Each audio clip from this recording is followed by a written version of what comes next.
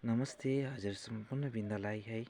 म फेरि हजुरको माझमा उपस्थित भइरहेको छु हजुरलाई न्यानो मायाको साथमा है, नयाँ उपस्थितको साथमा, नयाँ आयोजनको साथमा हजुर हुनुहुन्छ र त म छु।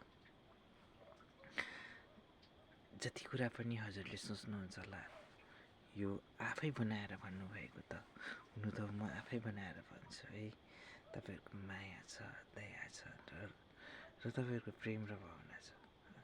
जस्तै न्यानो माया फोनमा हामीले दिन्छौँ, हामीले फोनलाई समय दिन्छौँ,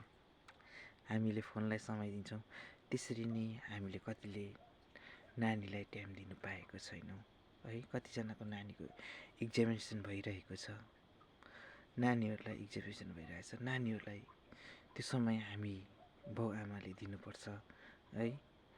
कति कुरा अब हामीले भुल पनि गर्छौँ है, नानीलाई हामीले सिकाउँदैनौँ र नानीको एक्जामिनेसन चलिरहेको हुन्छ र नानीलाई हामीले गाइड गरेको हुँदैनौँ र अब खालि गार्जेनले हामीले भनिन्छौँ, ला नानी तैँले त बिगारिस् त, यसो गर्नु हुँदैन थियो भन्ने मात्रै हाम्रोमा हुन्छ।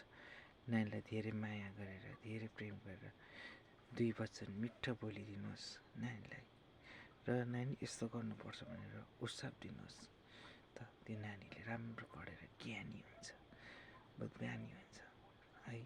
हजुरलाई म यही भन्छु, नानीहरूको लागि चाहिँ तपाईँले मेन पढाउनुपर्छ।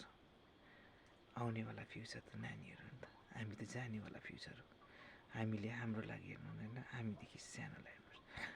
हामीले पछाडि पनि हेर्नुपर्छ, अगाडि पनि हेर्नुपर्छ। मैले पहिलाको भिडियोमा पनि भनेको थिएँ त्यस्तै हो। हामीले नानीहरू चाहिँ मेन हो। आफू बाँचौँ अरूलाई बचाउँ भनिन्छ है, त्यस्तै हो। फुल झरे पनि काँडा झर्दैन, म मरे पनि मेरो नाम नमरोस्। हजुरको छेउमा भुल त्रुटि गरेकोमा क्षमा माग्दै यतिमै समाप्त गर्दछु।